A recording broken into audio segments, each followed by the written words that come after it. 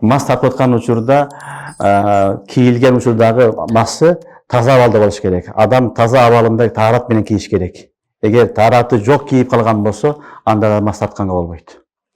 Сен биринчи тааратты алдың, анан мас тарттың. Эми сага муким болсоң, бир күнгө чейин жарай берет. Тааратың жок эле кийип алган болсо, кийин мас тартсаң жарабайт. Же болбосо таарат албаттың, бир бутуңду жуудуң. Экинчиси жууганга чейин тааратың сынып калды. Тааратыңды улантып ала бердиң. Кийин мас тартып койсоң, мас жарабайт. Себеби масты кийип аткан учурда тахарат камил болуш керек. Толук тахарат болуш керек. Сен кийип аткан учурунда масыңды толук болбогон үчүн тахарат масы жарабайт. Түшүнүңөрбү? Албетте тартип менен алган жакшы. Хилафы тартип таратылган болсоң, мисалы биринчи бутуңду жуудуң. Анан масыгын кийип алдың, кийин калган мүчөлөрүн жуудуң. Тахарат болот. Хилафы тахарат сүннет болот. Бирок мас тартсаң масы жарай берет.